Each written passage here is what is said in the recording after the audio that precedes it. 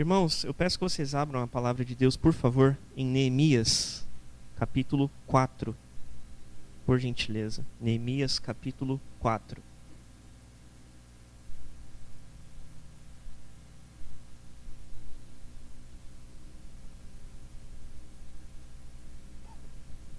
Nós vamos dar continuidade aqui à série de sermões a respeito de Neemias e a reconstrução de Jerusalém, certo? Hoje nós vamos fazer a parte 4 desta série, tá? Eu peço que você deixe a tua Bíblia aí, por favor, aberta em Neemias capítulo 4.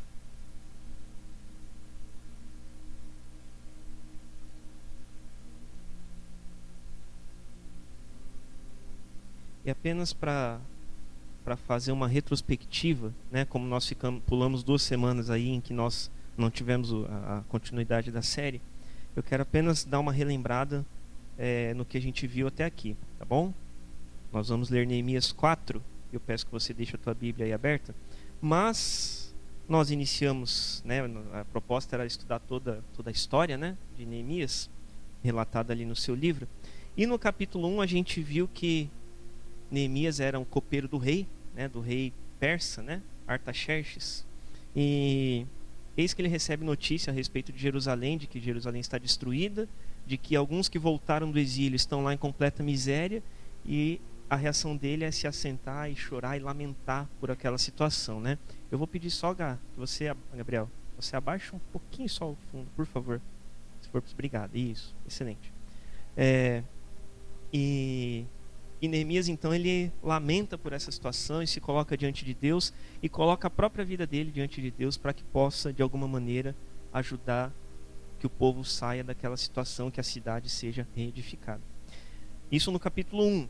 No capítulo 2, que nós dividimos em 2 partes, ele tem uma conversa bem interessante ali com o rei, né, o rei Artaxerxes da Pérsia, né? E ele acaba abrindo o coração ali diante do rei e expõe toda a situação, e o rei o autoriza a voltar até Jerusalém, a deixar o ofício de copeiro dele, né, que ele tinha ali, e a voltar a Jerusalém com algumas pessoas para que pudesse reconstruir ali os muros e os portões da cidade que estavam derrubados, haviam sido queimados, né? E o rei não só o libera para fazer isso, como ele também concede autorizações para que ele transite ali no território e concede ainda material para que ele reconstrua os portões e as muralhas, né? E ele chega em Jerusalém, a partir do versículo 11, né, no capítulo 2, ele chega em Jerusalém, vê toda a destruição, anda pela cidade, e ele traz palavras de ânimo para o povo, né, expõe todo o plano dele e traz palavras de ânimo, chama o povo para trabalhar, para que o ajude a reconstruir as muralhas, né, e os portões. Mas se levantam ali pessoas, né, dos povos inimigos, como não podia deixar de ser, se levantam pessoas ali para ir contra, né? Se levantam Sambalate e Tobias, né, já na primeira parte do capítulo 2. E depois também se junta um homem chamado Gesem, todos estrangeiros, né, para zombar, para desprezar, para tentar desanimá-los desta obra, né? E Neemias coloca isso nas mãos de Deus e chama o povo de fato a trabalhar, tá? Então isso foi o que a gente viu até o capítulo 2, tá? Só fazendo dando uma refrescada na memória aí, tá? O capítulo 3 nós vamos pular, porque ele fala mais sobre ali o título, né? Os que trabalharam na reedificação dos muros. Ele nomeia as pessoas que trabalharam e o que cada um fez. É apenas isso, você pode ler na tua casa. Isso é o que consta ali no capítulo 3. Então, nós vamos passar adiante desse capítulo e vamos direto para o capítulo 4. Ok? Vocês estão comigo? Amém ou misericórdia? Amém, graças a Deus. Então tá bom. Vamos ler então Neemias capítulo 4. Nós vamos ler todo o capítulo, tá? Dos versículos 1 ao 23. E o texto então fala o seguinte. O título é A Defesa contra os Adversários. Lembrando que eles haviam sido chamados para começar a construção do muro, ok? Da muralha e dos portões. E o versículo 1 diz assim, capítulo 4. Tendo Sambalate ouvido que edificávamos o muro, ardeu em ira, e se indignou muito, e escarneceu dos judeus. Então falou na presença de seus irmãos e do exército de Samaria e disse: Que fazem estes fracos judeus? Permitir-se-lhes calma, permitir-se-lhes-á isso? Sacrificarão? Darão cabo da obra num só dia? Renascerão acaso dos montões de pó as pedras que foram queimadas? Estava com ele Tobias, o amonita, e disse: Ainda que edifiquem, vindo uma raposa, derribará o seu muro de pedra. Ouve, ó Deus, ouve, ó nosso Deus, pois estamos sendo desprezados. Caia o seu opróbrio, a sua vergonha sobre a cabeça deles, e faze que sejam despojo numa terra de cativeiro. Não lhes encubras a iniquidade, e não se risque diante de ti o seu pecado, pois te provocaram a ira na presença dos que edificavam. Assim edificamos o muro, e todo o muro se fechou até a metade de sua altura, porque o povo tinha ânimo para trabalhar. Mas ouvindo Sambalate, versículo 7, e Tobias, os arábios, os amonitas e os asdoditas, que a reparação dos muros de Jerusalém ia avante, e que já se começavam a fechar-lhes as brechas, ficaram sobremodo irados. Ajuntaram-se todos de comum acordo para virem atacar Jerusalém e suscitar confusão ali. Porém nós oramos ao nosso Deus, e como proteção pusemos guarda contra eles de dia e de noite. Então disse Judá: Já desfaleceram as forças dos carregadores, e os escombros são muitos, de maneira que não podemos edificar o muro. Disseram, porém, os nossos inimigos: Nada saberão disto, nem verão, até que entremos no meio deles e os matemos. Assim faremos cessar a obra. Quando os judeus que habitavam na vizinhança deles 10 vezes nos disseram: De todos os lugares onde moram, subirão contra nós. Então, versículo 13, então pus o povo por famílias nos lugares baixos e abertos, por detrás dos muros, com as suas espadas e as suas lanças e os seus arcos. Inspecionei, dispus-me e disse aos nobres, aos magistrados e ao resto do povo: Não os temais, lembrai-vos do Senhor, grande e temível. Pelejai pelos vossos irmãos, vossos filhos, vossas filhas, vossa mulher e vossa casa. E sucedeu que, ouvindo os nossos inimigos, que já o sabíamos e que Deus tinha frustrado o desígnio deles, voltamos todos nós ao muro, cada um à sua obra. Daquele dia em diante, metade dos meus moços trabalhava na obra, e a outra metade empunhava lanças, escudos, arcos e couraças, e os chefes estavam por detrás de toda a casa de Judá.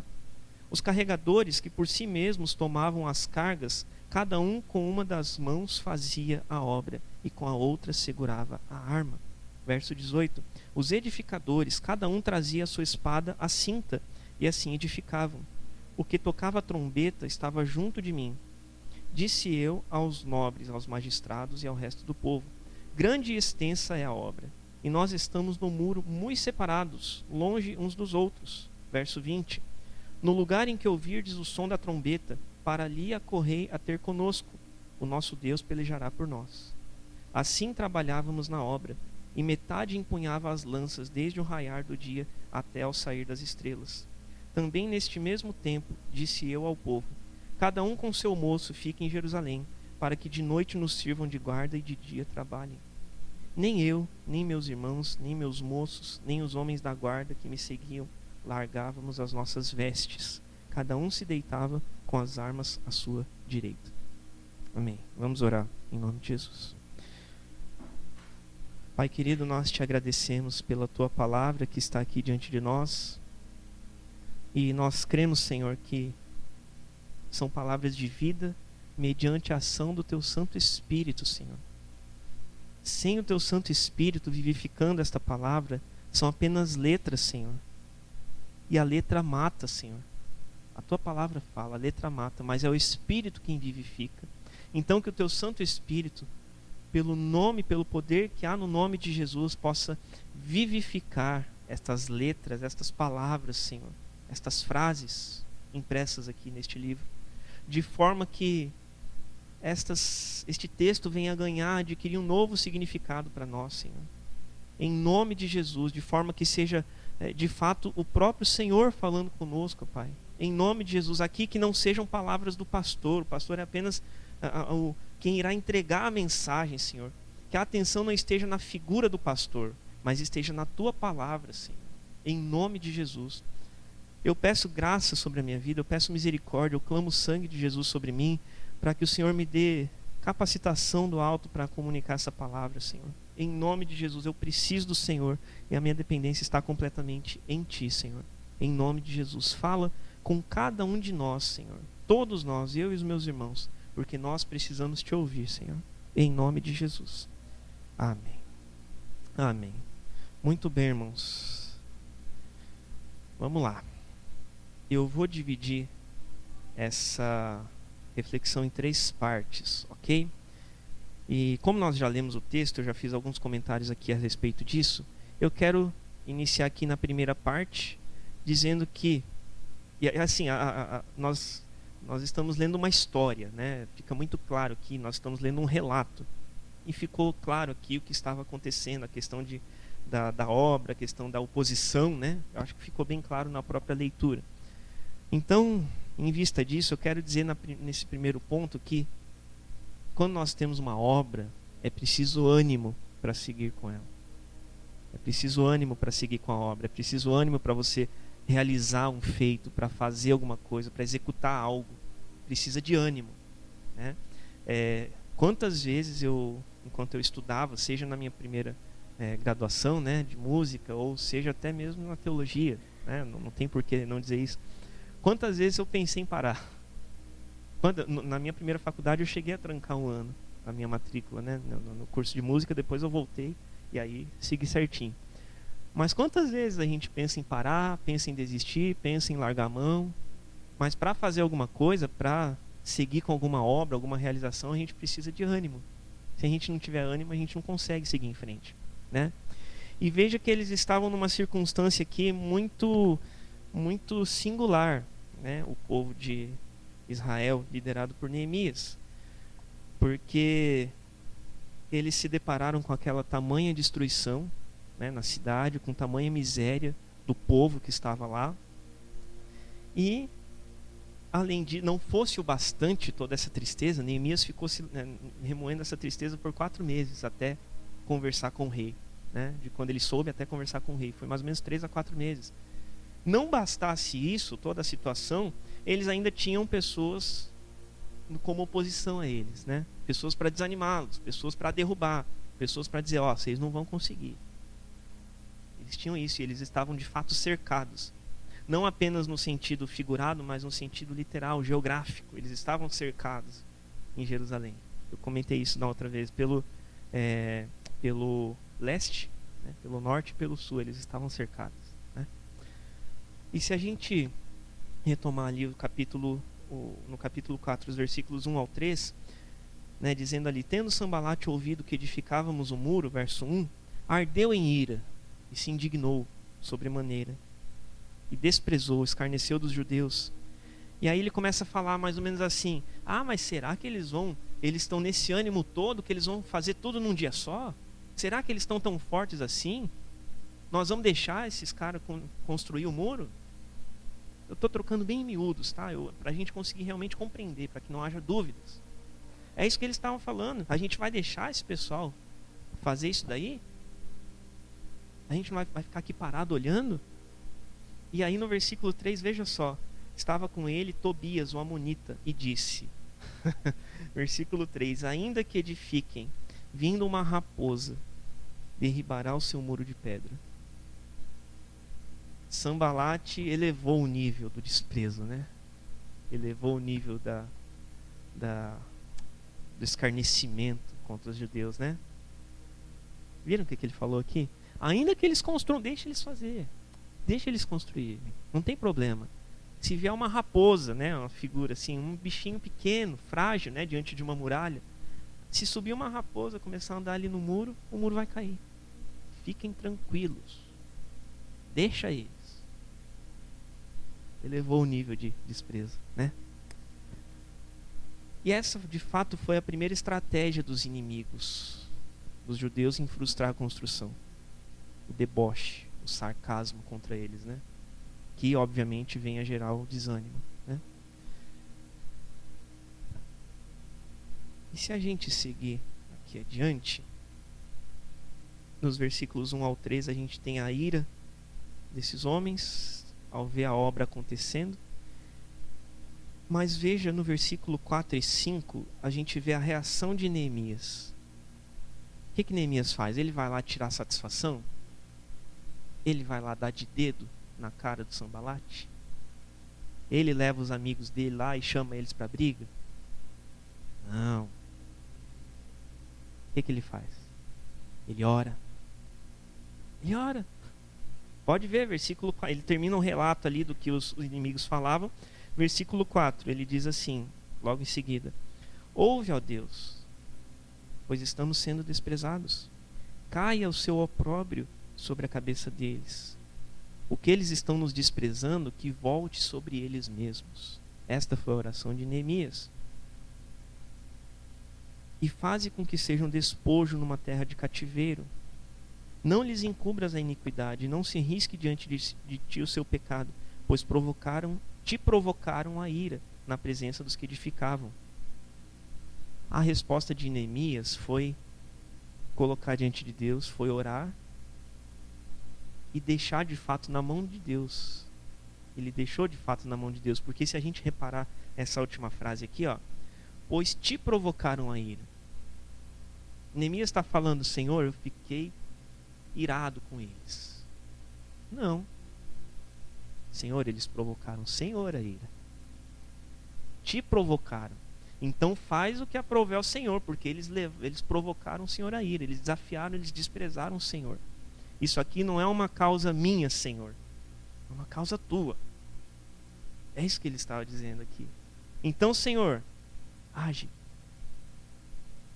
Age em favor do Senhor mesmo. Era isso que ele estava falando. Na presença dos que edificavam, né? Ali eles eram apenas representantes, mas eles não desafiaram o povo, eles desafiaram o Senhor, né?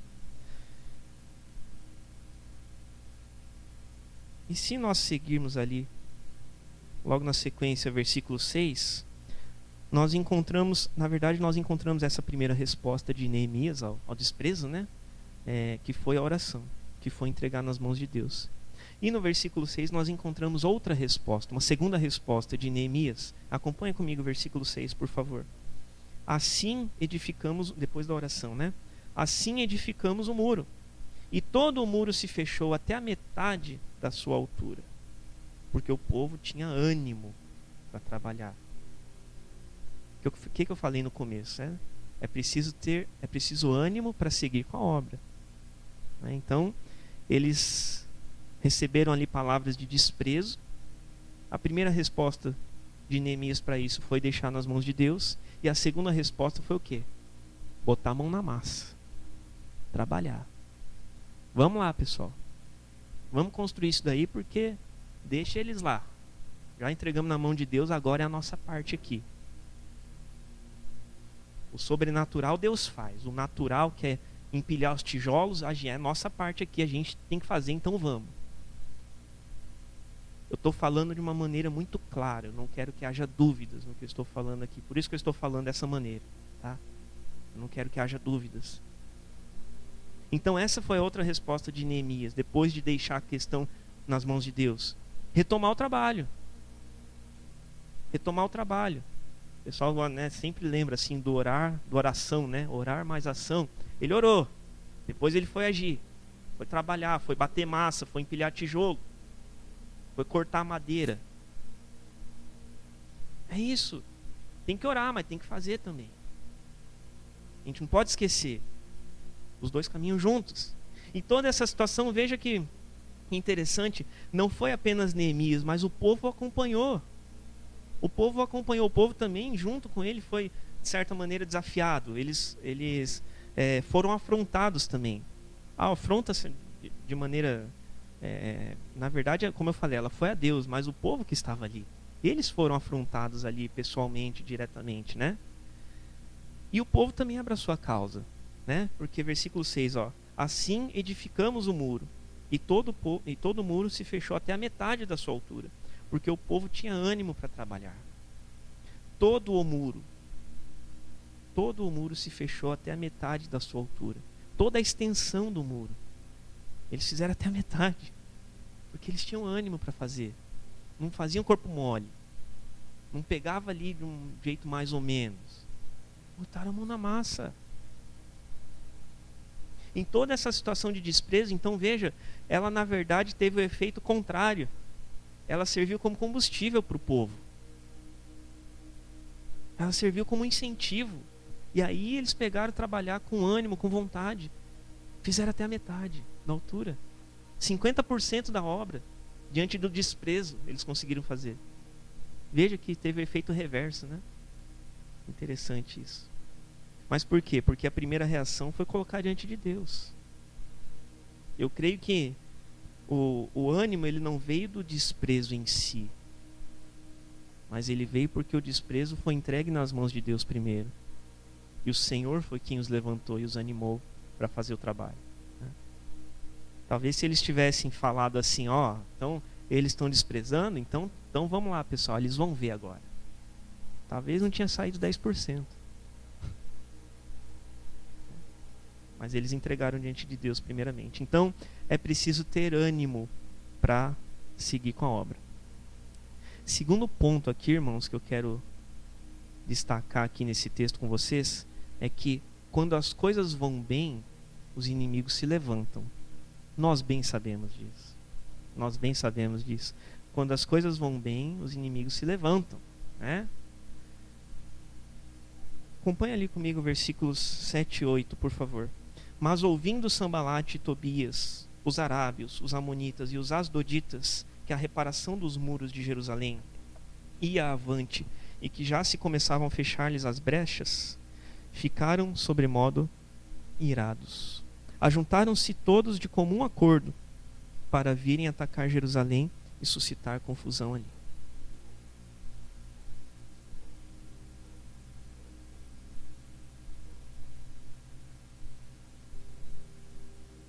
A primeira estratégia dos inimigos do Sambalate, né, e de todos os inimigos ali contra os judeus foi o desprezo.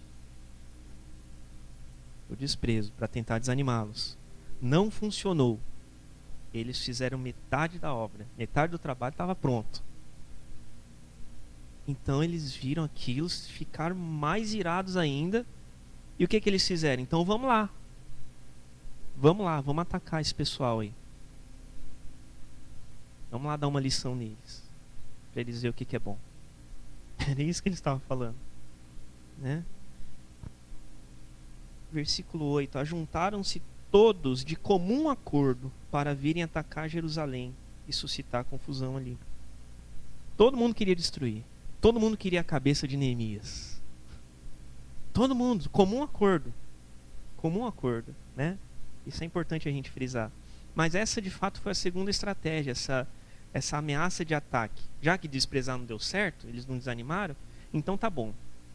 Então vamos agravar esse negócio aqui. E veja que esse comum acordo é interessante a gente dizer, porque se nós voltarmos, né? Neemias 2:10, ó, a respeito de quando Neemias foi autorizado a fazer a obra, Neemias 2:10 diz assim, você não está pertinho na tua Bíblia, se você quiser acompanhar, mas se não eu vou ler aqui. Neemias 2:10. Disto ficaram sabendo Sambalate, o Horonita, e Tobias, o servo amonita. E muito lhes desagradou que alguém viesse a procurar o bem dos filhos de Israel. Então, os dois se levantaram. Certo? Beleza. Mais para frente, Neemias 2, versículo 19. Porém, Sambalate, o Horonita, e Tobias, o servo amonita, e Gesem, o arábio, quando souberam, zombaram de nós e nos desprezaram. E disseram, que é isto que fazeis? Quereis rebelar-vos contra o rei? Perceberam que aumentou o número? Sambalate, Tobias começaram, né? Depois já tinha esse outro, o arábio, né? Gesem.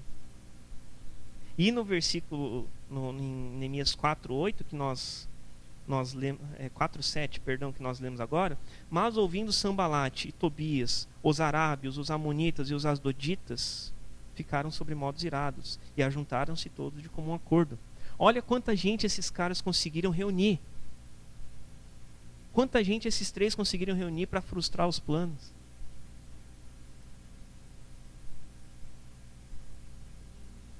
Se Se o evangelismo que nós realizamos ou deveríamos realizar fosse dessa maneira, tava bom, né?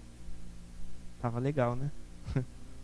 Conseguíssemos falar, convencer, assim, de certo modo, né? Mas argumentar, pregar para as pessoas, né? E juntar pessoas, né? Seria tão bom, né? Estratégia eficiente deles, né? Mas veja que o número foi crescendo de fato dos inimigos, né? E logo tinha uma multidão, e Jerusalém, como eu falei, estava cercada geograficamente, através da representação desses três aqui. Esses povos deles estavam cercando. Então, assim, se eles se juntassem de fato e atacassem, de repente eles não. De repente o negócio ia. A estratégia deles, eles iam conseguir destruir mesmo, né? Mas veja aqui, segue ali comigo, versículo 9, por favor. Porém, oramos ao nosso Deus, e como proteção pusemos guarda contra eles, de dia e de noite. Na primeira estratégia, qual que foi a reação de Neemias? Orar, colocar diante de Deus, né? E agora, e aí depois, né, a segunda estratégia, a segunda resposta dele foi retomar o trabalho. Aqui, quando ele recebe essa ameaça de que poderiam atacá-los, ele ora de novo. Versículo 9. Oramos ao nosso Deus juntos. Não foi eu orei ao nosso Deus, foi nós oramos ao nosso Deus juntos. Entenda bem isso, juntos. Tá? Todos os que estavam na obra. E a segunda resposta foi: como proteção, pusemos guarda contra eles de dia e de noite. A primeira reação é colocar diante de Deus, irmãos. Não tem outro jeito, não tem outra maneira. Primeira coisa é colocar diante de Deus. Que Deus nos ensine, que Deus nos ajude, a mim e a você a fazer isso. Mas ele teve uma segunda resposta aqui também. Ele não apenas colocou diante de Deus, assim como uma segunda vez, ele teve uma ação prática, uma resposta prática a essa situação aqui. Ali, vamos ler tudo. Porém, oramos ao nosso Deus, e como proteção, dá uma ênfase, né? Como proteção, nós pusemos guarda contra eles de dia e de noite. Eles não ficaram apenas na palavra. A fé veio acompanhada de ações. Eles se resguardaram, eles se protegeram. E eles fizeram isso integralmente porque foi 24 horas por dia. Eles fizeram escalas para que pudessem vigiar o serviço. Eles buscaram a Deus, mas eles também fizeram a parte deles. E o versículo 10, né, diz assim, uma informação interessante para nós aqui, que diante disso, então disse Judá, a tribo, né, já desfaleceram as forças dos carregadores, e os escombros são muitos, de maneira que não podemos edificar o muro. Eles começaram um trabalho, foram desprezados, tentaram desanimá-los, mas colocaram a situação diante de Deus e foram lá, botaram a mão na massa, fizeram metade do muro. Certo? Estão comigo? Tá certo. Mas quando eles recebem essa ameaça, aí alguns ali já começam a se desanimar. Ah, não, mas a gente está muito cansado. Poxa, os carregadores, coitado deles aqui. É muito entulho, é muito trabalho, é muita coisa para fazer, a gente não descansa, a gente não para. Então, é muita coisa, Neemias. A gente não vai conseguir construir. Não vai. Fizemos metade já, mas agora está meio complicado. Agora está meio difícil. Você entende, né, Neemias? Tá tudo bem, né?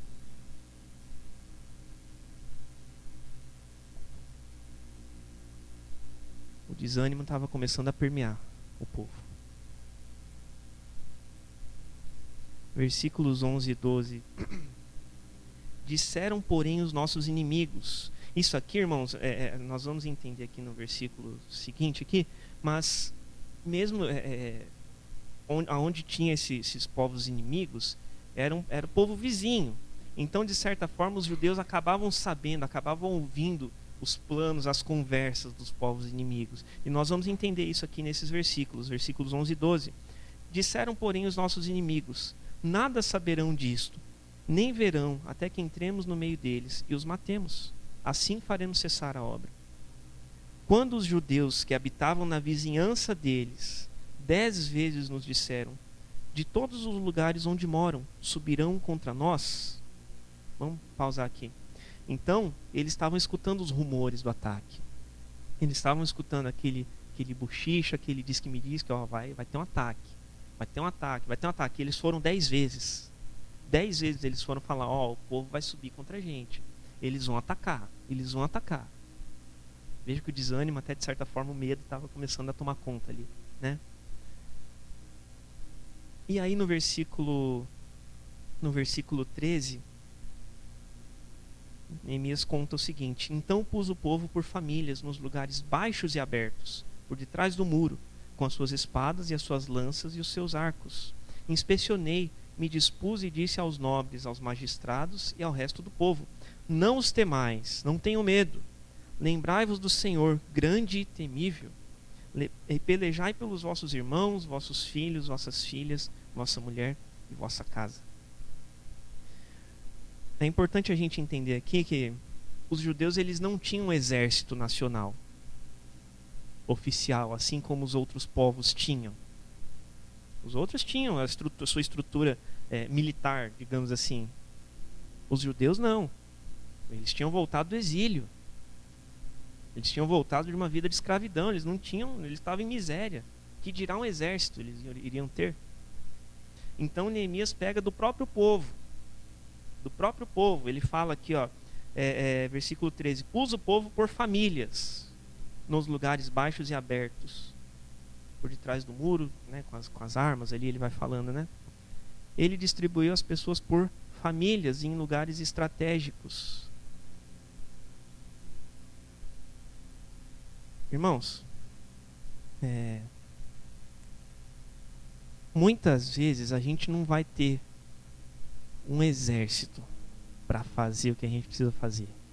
Muitas vezes a gente não vai ter as condições mais adequadas para o que a gente precisa fazer. Muitas vezes a gente e entendam bem o que eu vou falar, por favor, mas muitas vezes a gente não vai ter nem a mão de obra necessária ou mais qualificada para fazer. Mas é quem está lá que tem que fazer. Alguém tem que fazer. Alguém tem que fazer. Então, e ele separou por famílias, né? Mas eu quero que você entenda bem isso. Às vezes a gente não vai ter a condição melhor ou a mão de obra melhor. Então tem que ser a gente. Tem gente que toca violão melhor que o Rafael? Muito. Mas hoje o Rafael tem que fazer. Porque o Rafael tem. Quando tiver alguém, o Rafael passa o bastão. Mas hoje o Rafael tem que fazer. E ponto. Alguém tem que fazer. E a gente tem que entender isso. A gente tem que entender isso. Alguém tem que fazer. Alguém tem que se levantar. Alguém tem que se dispor. Alguém tem que se colocar nas brechas. Porque afinal de contas eles estavam aqui, ó, versículo 13. Pus o povo por famílias nos lugares baixos e abertos. Na linha de frente. Se chegasse alguém, era esse pessoal, o que eles iam encontrar? No muro. Alguém tem que encarar o negócio. Alguém tem que fazer o negócio. Se a gente ficar esperando, mas vou chamar o pastor, vou chamar o João Batista, porque o João Batista é qualificado, ele vai resolver. Eu não sei, mas ele vai e resolve. O Flávio vai... Nossa, beleza. Irmão, às vezes é a gente. Às vezes é a gente, tem que botar ali e fazer. Ficar esperando o outro.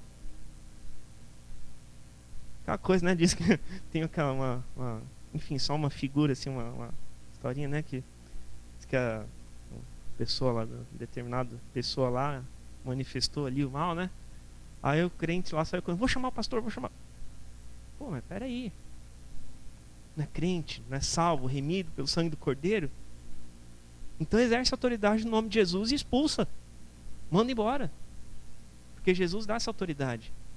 Não vou chamar o pastor, vou chamar o presbítero, vou chamar o diácono, vou chamar o ancião. Peraí, gente. Quem está ali que tem que fazer. E ele, veja que interessante, porque ele separou por, por famílias, né? Para vigiar em locais estratégicos abaixo, que estavam abertos, com brechas. E também ele como estratégia, ele coloca vigias nas partes mais altas, porque como eles estavam cercados, da onde viessem, eles iriam conseguir ver, certo? Estratégia também. E Neemias incluiu todos nessa tarefa, isso é muito importante. Veja que ele fala aqui, ó, versículo 14: inspecionei, depois de armar o povo ali, posicionar, né? Inspecionei, me dispus e disse aos nobres, aos magistrados e ao resto do povo. Ele não excluiu ninguém. Pelo contrário, ele precisava do máximo de ajuda possível. Ele falou para os nobres, para os magistrados e para o resto do povo. Vamos pensar, só para a gente fazer uma analogia. Ele chamou lá o conselho, vamos pensar na igreja, né? Ele chamou o conselho, ele chamou os líderes de ministério, ele chamou os membros. Chamou todo mundo. Ninguém podia estar separado, aquém da obra, do propósito. Todo mundo tinha que estar ali. E ele fala isso, essa palavra que ele fala, ele diz para todo mundo: não tenham medo. Lembrem do Senhor, grande e temível, e pelejai. Aí entra a família. Pelejai pelos vossos filhos, vossos irmãos, vossa mulher, vossa casa. Nós precisamos entender que quando nós fazemos a obra, e eu estou falando aqui propositalmente da obra de Deus, da obra que Deus coloca nas nossas mãos, nós não estamos apenas querendo que a igreja melhore, nós não estamos querendo apenas que a arrecadação aumente, que compre uma caixa de som nova. Não, irmãos, a gente tem que pensar, vamos pegar essa figura aqui da nossa família. A gente está lutando pela nossa família. Seja ela carnal, seja ela espiritual. Ó, pelejai, não tenham medo, porque o Senhor é por vocês. E ele fala claramente: pelejai pelos vossos irmãos. Pelejai pelos vossos filhos, vossas filhas e vossa mulher e a vossa casa. Luta por aquele que Deus colocou do teu lado. Luta por eles e o Senhor vai te ajudar. Versículo 15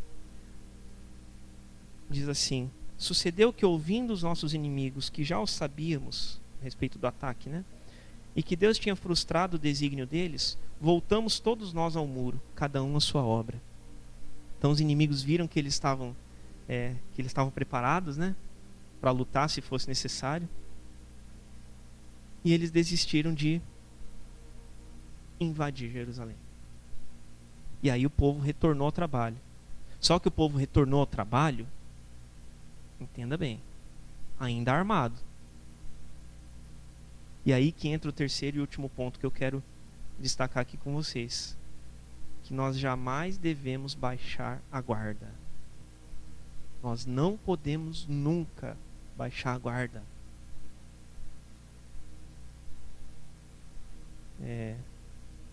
Até teve um negócio interessante essa semana ou na anterior, agora não lembro, mas eu fui buscar as crianças na escola e o Felipe, ele sempre, agora acho que ele não tá ali, mas ele sempre carrega o ursinho dele, né? Vai pra escola, carrega o ursinho. A Ana Clara também tem o bichinho dela. E daí o Felipe entra carregando e volta, às vezes volta carregando, às vezes volta na mochila. E aí quando eu vejo que a mochila tá estufadinha, às vezes, todo dia eu olho para ver se o bichinho tá lá, porque se não tá, depois dá problema. Na hora de dormir, dá ruim. Aí, nesse dia, que foi semana passada, né, se não estou enganado, eu vi que ele saiu da escola sem o bichinho, mas a mochilinha estufadinha. E aí eu olhei e falei: tá na mochila, né? Pensei comigo, né? Mas eu não abri a mochila para olhar. Aí chegou em casa para desfazer, a Ana Clara a mesma coisa. Chegou em casa para desfazer a mochila, cadê o bichinho? Aí eu mandei uma mensagem para a professora e tal, tudo mais. O da Aninha estava na escola, mas ela ficou bem, ela fica com outro. O dele a gente conseguiu dar uma engambelada, mas na verdade estava em outra bolsa bem menorzinha da mochila, que a gente nunca olha, nunca tem nada lá. Estava lá, bem nesse dia que eu não olhei, né? Então veja, eu até falei para a Márcia depois, falei: Olha como é que são as coisas. O dia que ele não olha a mochila, todo dia olha. Todo dia. O dia que não olha, tá ali. Aí esquece, né? Dá algum desencontro ali. O dia que a gente baixa a guarda, pode ser aquele dia que a desgraça vai acontecer. Que a situação ruim vai acontecer. Todo dia está com a guarda levantada. Todo dia está com escudo. Todo dia está protegido. Todo dia está clamando. Às vezes o dia que passa em branco é o dia que acontece.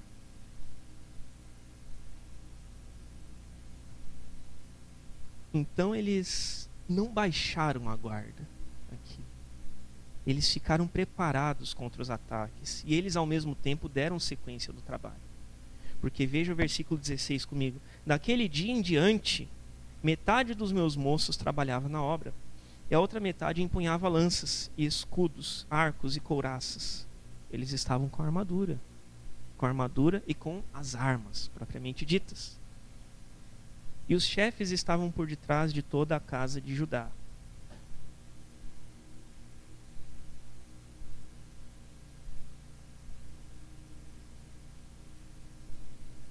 Então, o texto deixa claro aqui que metade trabalhava e metade vigiava. Metade, metade.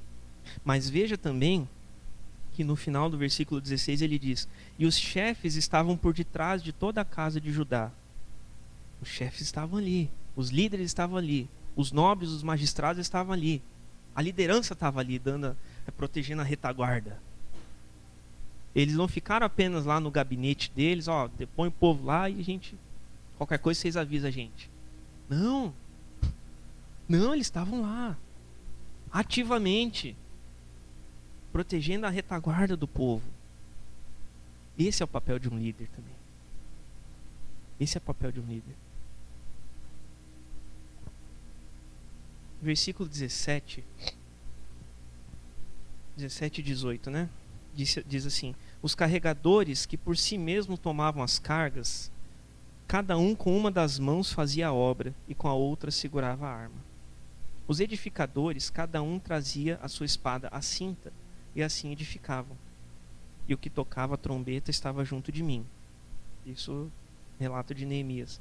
Então veja, os carregadores, aqueles que estavam tirando mexendo nos escombros, tirando os entulhos, levando para fora, eles carregavam os seus baldes na cabeça, segurando com uma mão, e na outra mão, espada.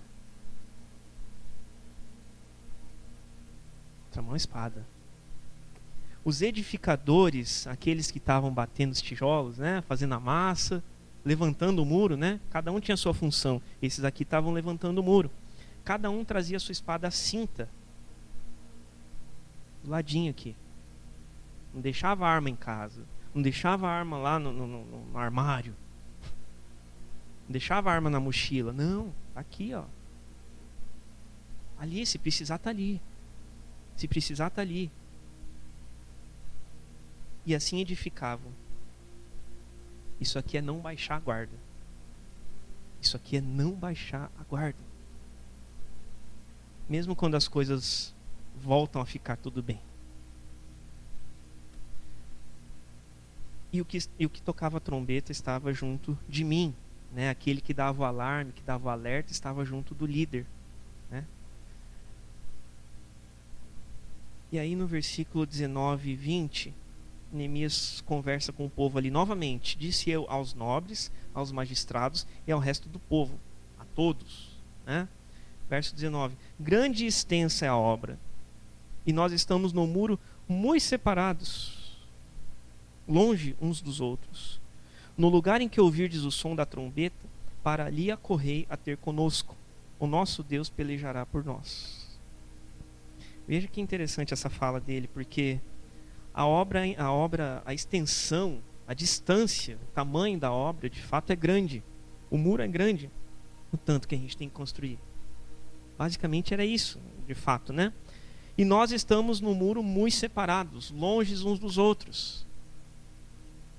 Está muito longe a distância entre os construtores aqui.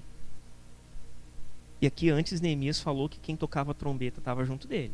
certo? Final do versículo 18, perdão. E aí ele fala, ele passa uma orientação.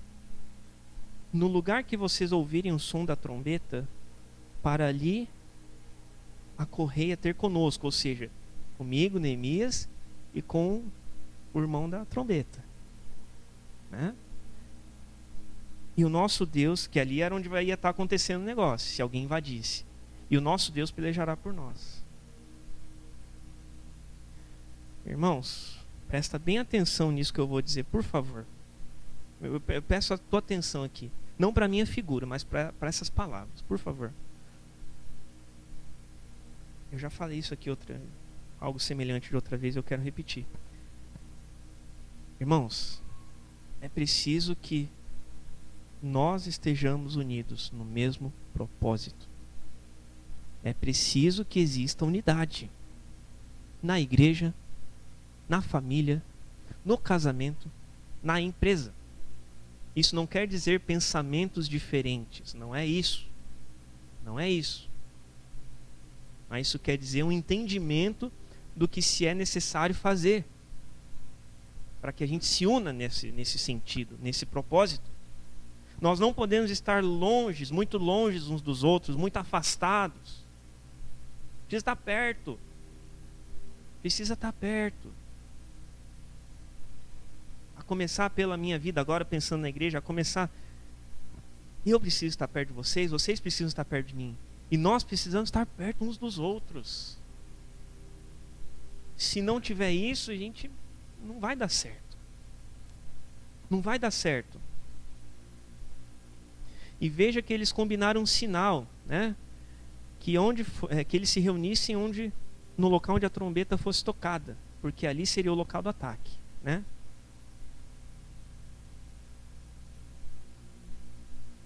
A gente tem que ficar, eu entendo, atentos quando a gente, de certa forma, vê alguma coisa com o nosso próximo, com o nosso irmão, no sentido de cuidar uns dos outros.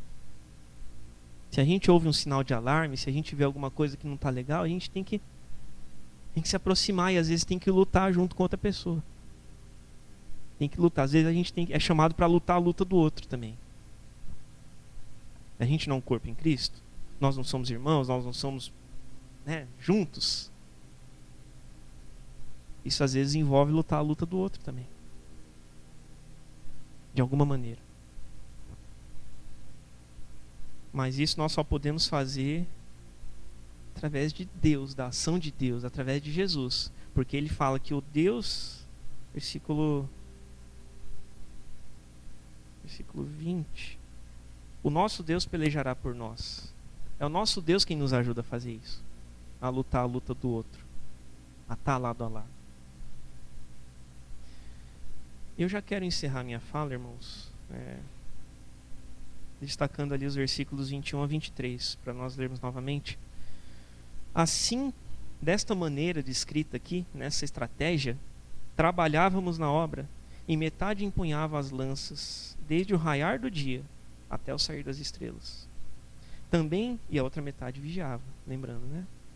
Também nesse mesmo tempo disse eu ao povo: cada um com seu moço fique em Jerusalém, para que de noite nos sirvam de guarda e de dia trabalhem. Nem eu, nem meus irmãos, nem meus moços, nem os homens da guarda que me seguiam, largávamos as nossas vestes. Cada um se deitava com as armas à sua direita.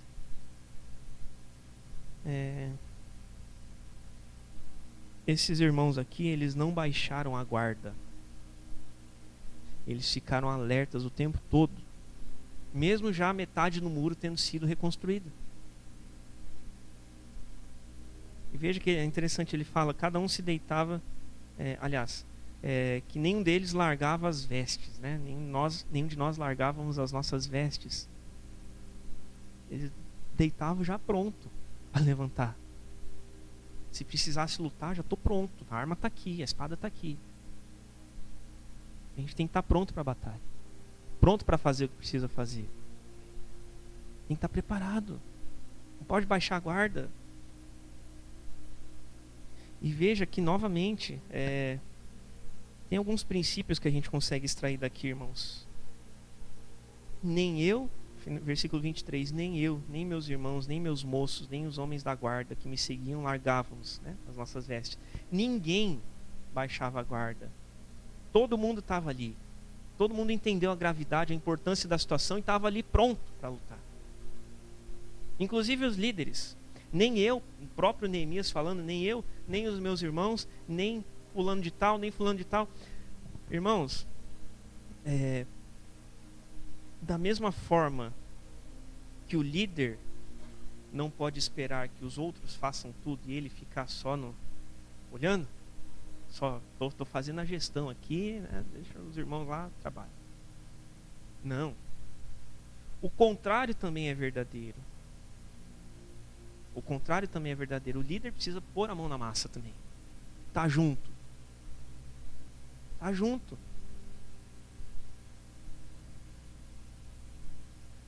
E às vezes, nesse processo, seja onde for, mas pensando até na igreja, às vezes a gente pode ter um período que vai ficar um pouco pesado, no sentido de sobrecarregar.